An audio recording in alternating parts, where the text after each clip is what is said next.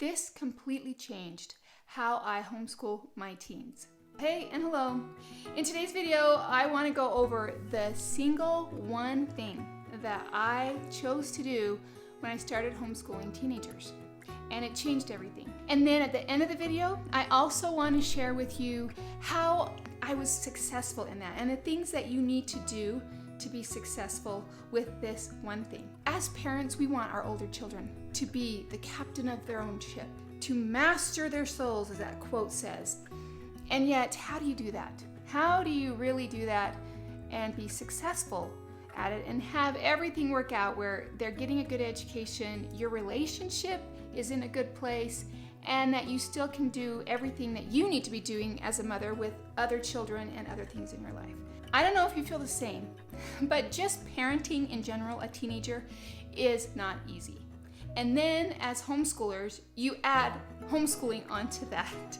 You know, homeschooling a teenager is like walking a tightrope. There's such a balance you have to keep. It's if you lean too much on this way, you can fall. If you lean too much this way and you do something else, you can fall. So the question is, where is the balance in homeschooling a teenager and how can you be successful at it? As I was, starting to homeschool these high schoolers, it was like, okay, I've done this before, it's good.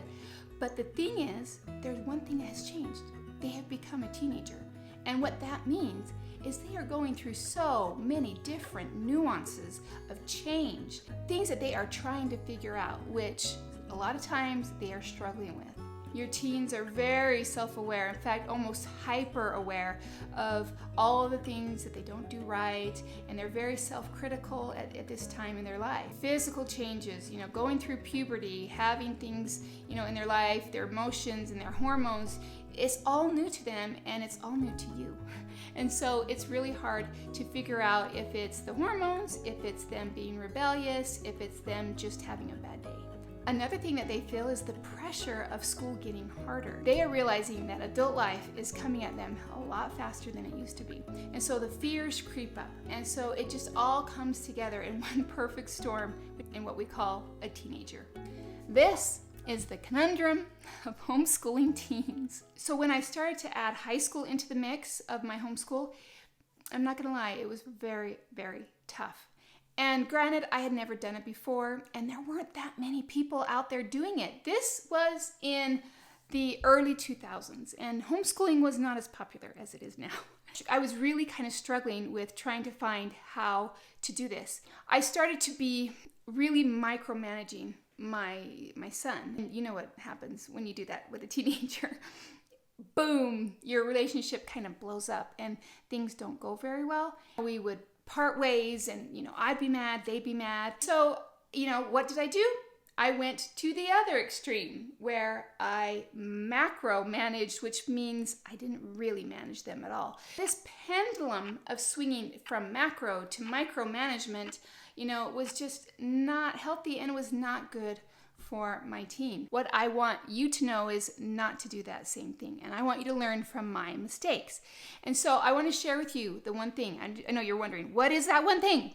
The one thing that I have used and has changed everything is a simple thing called mentor meetings.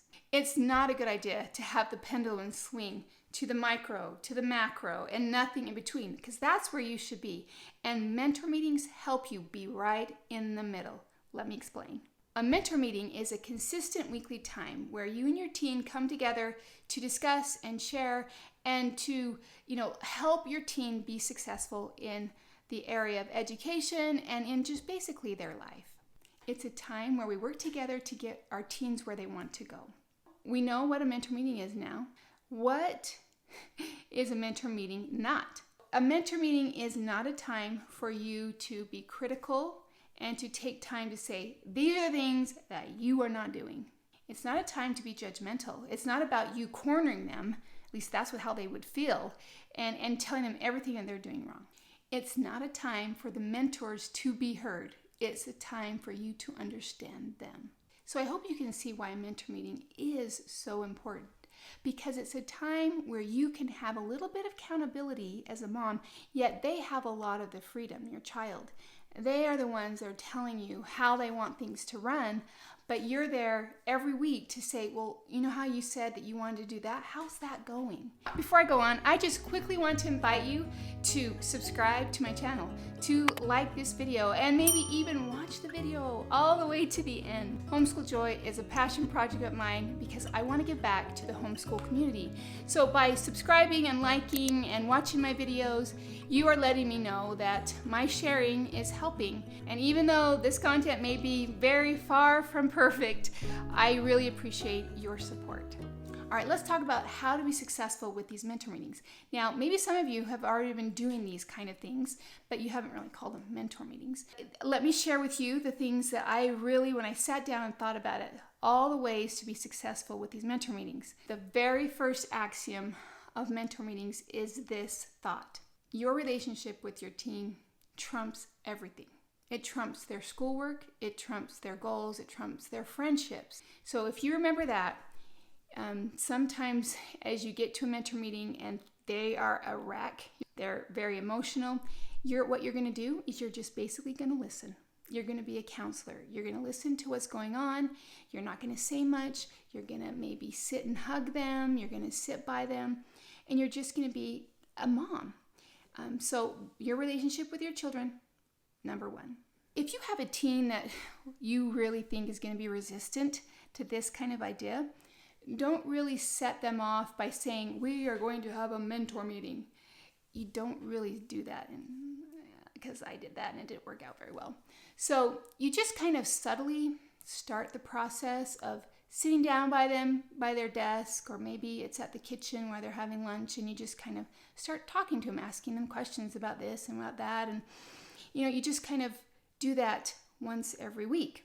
And then you can move to the next step of maybe saying, hey, I really want to, just catch up with you. Can I just come up and talk to you for a minute? And then you just do it that way, slowly. Now, there are some kids that will be like, you know what, that's great. Let's do a mentor meeting. I really would like that. So it just depends on your teenager, what and where they are with your relationship and how they feel about you coming into their world and their schooling. Another thing is ask them how long they would like them.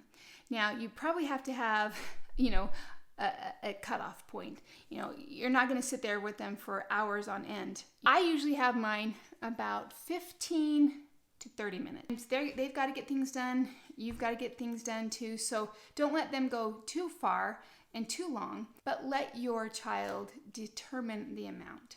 Make it casual and comfortable. Don't be sitting there at a desk and they're on the other side of the desk and it's very formal and very awkward. Just make it very casual and comfortable. Have some snacks, bring some drinks, sit on the couch, and just make it, very natural. Start out with short amounts of time and then work up to, 30 minutes. You don't want the shock and awe that really turn most teenagers off. So just be gentle in how you approach this and just start off very gentle and work your way up. This not only helps your child to get in the habit of it, but it also helps you as mom. Adding something else into your life is also something that is hard as moms because we're very busy and doing so many different things. So just slowly add a little bit at a time. 5 minutes, maybe move up to 10 minutes, then maybe move up to 20.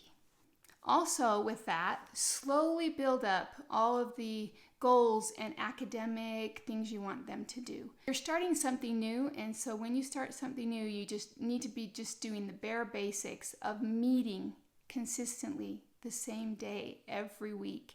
Then you move to, okay, what should we talk about in these, mentor meetings? So as needed, you need to be willing to just listen to your kids, to listen to your teens.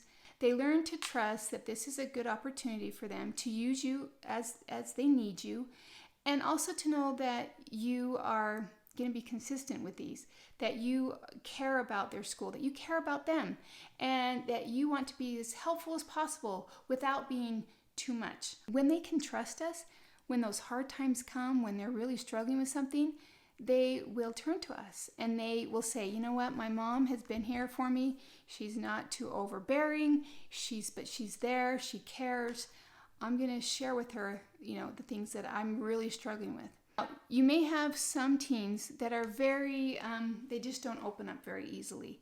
You've been doing it how I said to do it, just very gently, very nonchalantly, but they still are not opening up.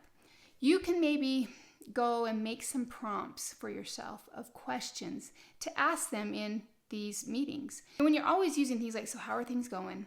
That can get a little old. So use some prompts, some new prompts, What is your goal for this week? That's one.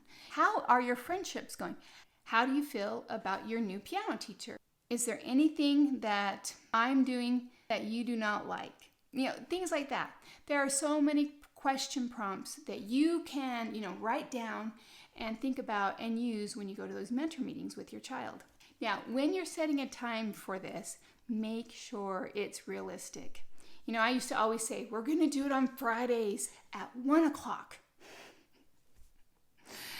For my schedule, that never works. Fridays are sometimes we are done and we want to be done.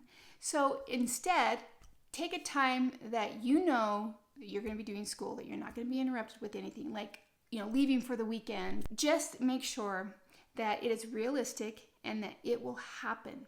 And then you need to remind yourself. So put up Post-it notes, put it in your phone, on your reminder, on your calendar, on their calendar to remind you to do it.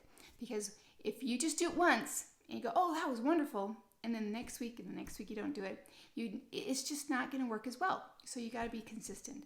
Another thing that is very, very helpful is for you, Mom, to take notes of what happened in that meeting.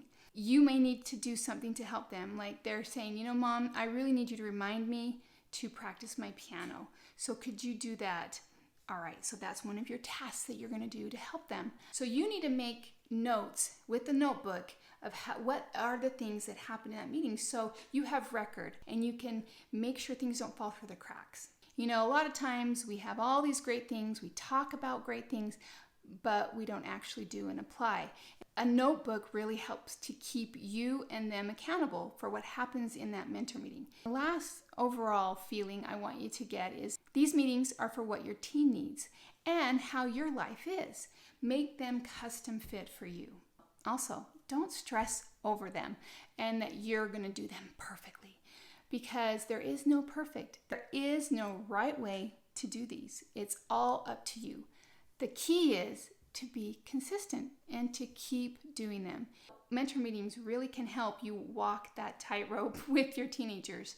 It's a way for having accountability, yet letting them have some freedom. Even when you do start implementing these mentor meetings and things can be going well, there might be one more thing that you're going to need, and that is a plan for your high schooler. I have a video on that, and it is about plan the 4 years of high school, and I really hope that is the video that you will watch next. Thanks for watching. Doodles.